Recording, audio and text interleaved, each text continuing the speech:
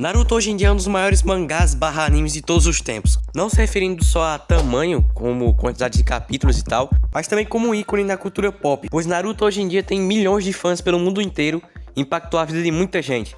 Mas claro, como toda obra, Naruto também tem um começo, e o começo de Naruto é, digamos, incrível. E é isso que eu vou falar hoje, motivos para ele ser tão incrível assim. Ah, é claro, tudo isso é baseado na minha opinião, tá? Então se você discordar de alguma coisa, eu não tô nem aí. Eu vou também falar sobre algumas diferenças que tem entre o anime e o mangá, porque tem algumas coisas que o anime mudou em relação ao mangá, que eu vou falar aqui se preferir a mudança que fizeram no anime ou se preferir como tava no mangá mesmo. E bom, as mudanças já começam na primeira cena, porque aquela cena lá do Naruto fugindo dos ninjas não existe no mangá. O mangá só aparece ele pintando lá e depois o Iruka grita com ele e ele sai. Bom, eu acho que as duas cenas são boas, tipo assim, apresenta o personagem, apresenta a personalidade dele e tal. Só que eu prefiro a do mangá, porque a do anime não faz tanto sentido assim, porque se você for reparar bem, os ninjas que estão perseguindo ele usam aqueles coletes lá que tem que ser no mínimo Chunin pra usar. E cara, nessa época o Naruto não tinha poder pra escapar deles, não faz tanto sentido assim.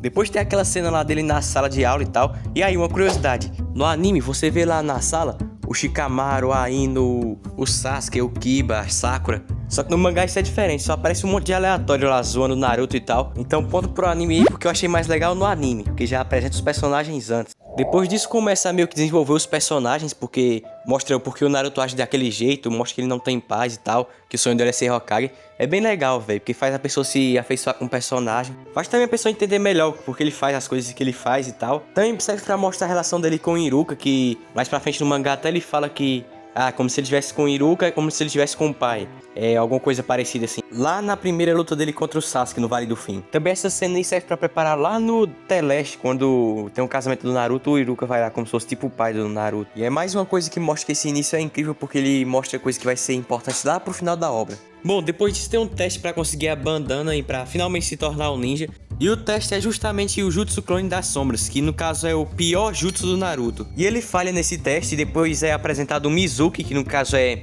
meio que aquela figura de professor bonzinho e tal. Ele fala, ele conseguiu fazer alguma coisa aí, vamos deixar ele passar mesmo sem ter passado no teste, basicamente. Aí o Iruka fala que não vou passar o Naruto. Aí o Naruto fica com raiva do Iruka Sensei por causa disso. E depois tem aquela icônica cena do balanço, né? Todo mundo conhece a cena do balanço que foi passada no anime umas 10 mil vezes. Bom, logo em seguida fica duas mulheres falando lá dele alguma coisa sobre, ainda bem que ele não se tornou um ninja e tal. Só a pessoa fica sem entender porque as pessoas não gostam dele, porque elas estão falando aquilo. É claro que se você já assistiu, já sabe a história, já sabe por que as pessoas não gostam dele. Só que pra quem leu da primeira vez lá quando lançou, não sabia, né? Então ficou aquela coisa curiosa lá. Nossa, o que será que as pessoas estão tratando ele assim? Depois disso veio o Mizuki lá falar que olha só, Naruto, tem algum jeito diferente pra você se tornar um ninja. Meio que continuando aquele negócio lá de ele ser o professor bonzinho que faz o que o aluno quer e tal. Depois rola toda aquela cena lá do Naruto roubando o pergaminho. Bom, que no caso do anime não rola, porque não é mostrado ele roubando, só aparece ele lá na floresta já.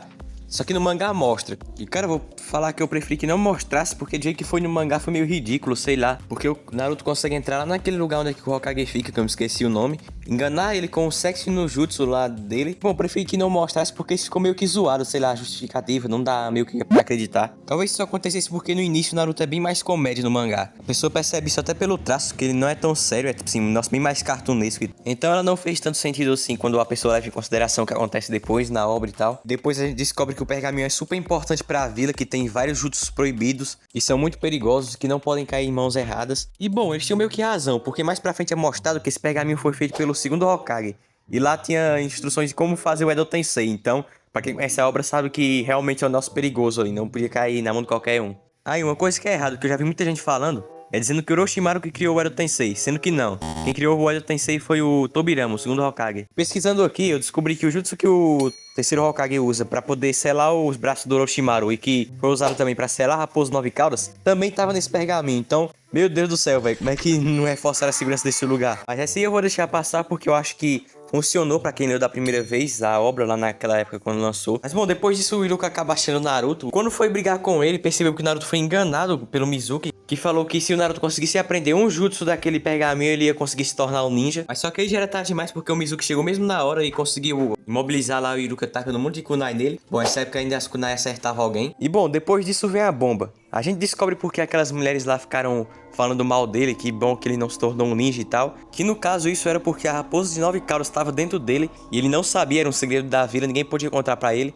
Aí foi lá o Mizuki contou. E cara, o Naruto fica em choque, tanto que quase vira um Super Saiyajin. Fica saindo um monte de chakra lá dele. E essa cena fica legal principalmente no mangá. E depois disso ele ainda tenta matar o Naruto, só que não consegue porque o Iruka se joga na frente da Shuriken gigante que o Mizuki soltou lá. E depois disso tem uma cena emocionante que é o Iruka se abrindo pro Naruto, falando que ele se identificava com o Naruto e tal, porque também não teve paz. Caramba, essa cena é muito da hora. Só que depois dessa cena o Naruto sai correndo e fica aquele negócio no ar. Ah, o que será que ele tá pensando? Será que ele vai fugir? O que é que ele vai fazer? E bom, depois dele sair correndo, obviamente o Mizuki vai atrás dele. E logo depois tem uma cena que é bem legal, que é o Mizuki chega lá, alcança o Naruto e pede pra ele dar o pergaminho pra ele. Só que aí o Naruto ataca ele e ele fica todo confuso. Nossa, por que você me atacou, Naruto? Aí depois tem o plot twist que fala, não, eu não sou o Naruto, eu sou o Iruka. E cara, essa cena é bem legal também por causa do cuidado que o autor teve. Porque essa técnica que o Iruka usa já foi mostrada antes, que no caso era a capacidade de se transformar em outras pessoas. Então não ficou aquele negócio lá de, tirou o poder da bunda pro personagem conseguir se salvar. Que isso foi mais pra dar tempo pro Naruto, porque o Iruka não ia conseguir se salvar,